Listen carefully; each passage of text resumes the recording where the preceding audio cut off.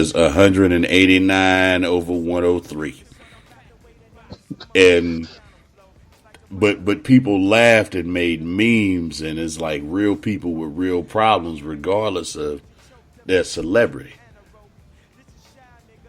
And at some point, I mean, and we need to honestly the main function, the main fundamental reason to me I feel like we need to change gun laws has everything to do with mental health.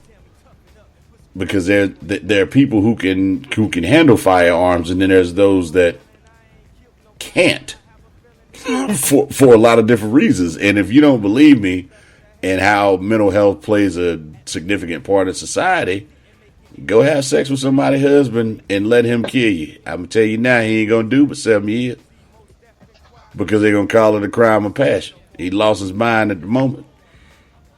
He ain't gonna do that much time.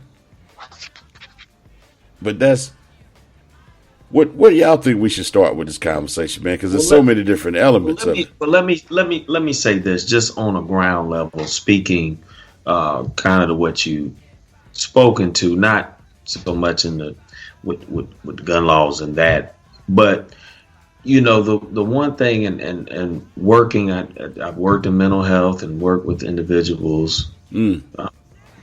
With developmental disabilities and things like that. The key is resources.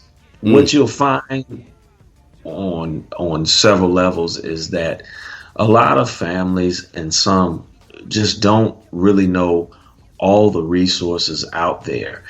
I'm not sure how much we focus on as a society or as our policy wise, let me say that. The state, there are programs that they offer that you can get into, but I think on local levels, a lot of times we don't do a great job of guiding people to resources or locating them to the next or ongoing resources. Sometimes they'll have the basic things like certain counseling, medication reviews, but I think sometimes families are a little unfamiliar with the totality of things that can help them through the process, from recreation to just regular social opportunities and everything. So I think it first starts on the ground level with connecting them to resources. But even before that, it has to become where we get out of a dismissive state. Because I think we're headed in better directions, but I think the problem was, especially in the Black community, was we were so in that dismissive state, like, oh, that's such and such, y'all know he ain't right, or oh, just let him do his thing. And I think we have to get away from that dismissive state with anything, because a lot of times in trainings, and then I'll be quiet, we miss a lot of stuff because we dismiss so many things, and we don't pay attention to the certain signs that might stand out to show that, hey, this individual might need some help with some things. And then looking to another aspect, which we may come back to, is the trauma of certain events. But I'll yield, and hopefully we'll circle back round to that. But y'all go ahead and jump in. Yeah, I want McKee to go because I want to quote two. I'm gonna go into quoting two very well known poets in a minute that talk very specifically about mental health. But go ahead, McKee. Yeah, well, I'll just start by saying I'm a big fan of the artistic expression of brothers like Kanye West, just brilliant artists, and Will Smith, great people. Let me say that, since those are the two that you referenced, and I'm pulling for them. I'm pulling for all folks that are having a struggle in any area, but most recently, a couple years back, I was asked to be a part of a documentary by a gentleman that his name is Dr. Terrence Graham, who I'll just briefly say he had a 20-plus year background in mental health, and he actually founded several agencies. in mental health. So he's done yeoman's work in that area, and he became a filmmaker. And to his credit, the second film out the gate that he did, the first film he did focused on incarceration in our community. The second film focused on generational curses and cyclical behavior, some of it being mental health, and how it has a hereditary type of strand in it as well. And that's not a plug, that's the main plug for the movie, which happens to be on Amazon Prime. If you got Amazon Prime, you can check it out. It's right. Well, shout out to it. If you need a surge protector, I got an extra one. Plug it on up. Right. And a plug for the movie in a vain way, maybe not, but a plug saying that I give him credit for, just like I give Mac and Free credit today for tackling the subject. He has an hour and 20 minutes on a really focusing on African Americans, but could apply to any race, color, and creed, a generational look at some of these things that we export through family. There was a grandfather that may have had some trouble and passed it down to the next generation. So it's an issue that I'm glad Mac and Free is focusing on. I'm glad the cycle and Dr. Graham focused on. And we have to look at it. I'll end by saying, if your lens is not empathy, compassion, and rooting for folks to get healed and get help, and as Ben said, to tap into resources and take away stigma of being ashamed and afraid to come forth with that struggle. Big shout out to Adam Silver and the NBA, the National Basketball Association, through Kevin Love and through a few other ball players that were transparent and brave enough to put themselves under scrutiny to help a young kid that looks up to them that may be struggling with the same thing. Then they would kind of risk their reputations with the stigma that's around some of that, to say, hey, they've had those struggles. Don't feel ashamed. Get help. Get some healing.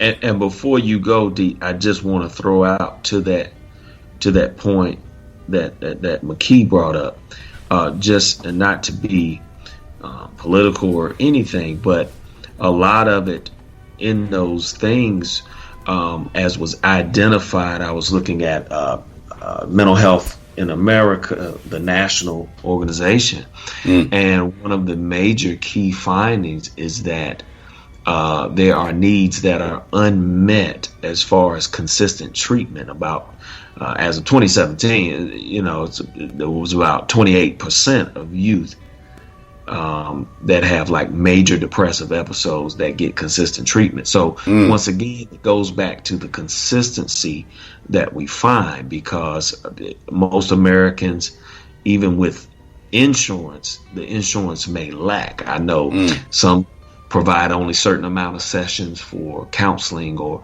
stuff. So I think it's not just on individuals, but a lot of it deals with our industry, our healthcare industry, providing those coverages and opportunities for consistent treatment.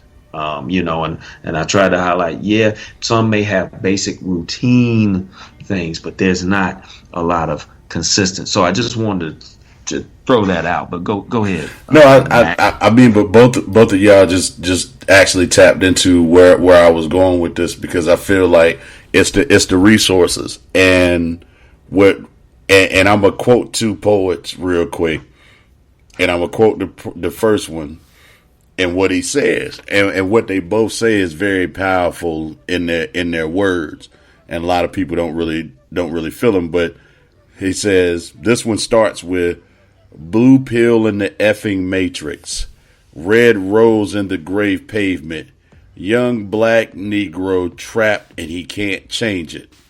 Know he a genius, he just can't claim it. because they left him no platforms to explain it. He frustrated, so he get faded. And for people who need translation, that means he gets high on drugs or drunk. But deep down inside, he know you can't fade him. So, that's called a double entendre. For those who don't know, you need that other translation. What he's saying is he know that he's better than you at this thing that he's doing. Now, for those who don't know where that's from Nipsey Hussle in a song called Dedication, where he's specifically talking about because of a lack of resources and because of what's in his environment, the truly talented has to, because he says he a genius, he just can't claim it because they gave him no platforms to explain it, which means he lacks the resources. And this is coming from your impoverished areas where they're telling you outright in this song that they lack the resources. And I think resources are a huge factor. And which is what a lot of people miss when we talk about defunding the police. It's not abolishing. Defund is not the same thing as abolishing. But a lot of people try to change that narrative and make it sound like, you see the Trump commercials already. Like they're trying to change that narrative and go, no, what we're trying to do is give people platforms to explain their level of genius. Then I'm going to go to another young black poet who says, and I quote, "We often question adversity's purpose, stressing, not recognizing the blessing, often missing the message. Who'd have thought I'd emerge from the ruins and the wreckage even better than I was before the automatic weapons? The lesson I took away made my testimony compelling, enough to leave an impression on struggling adolescents who nobody invested, put forth the effort, or took a second to push it and do their best and promote forward progression. Statistically destined to be arrested, shot in the second. That hopelessness leads to depression. They disguise as aggression." Let me stop there because I'm starting to sound like I'm at a hip hop church right now.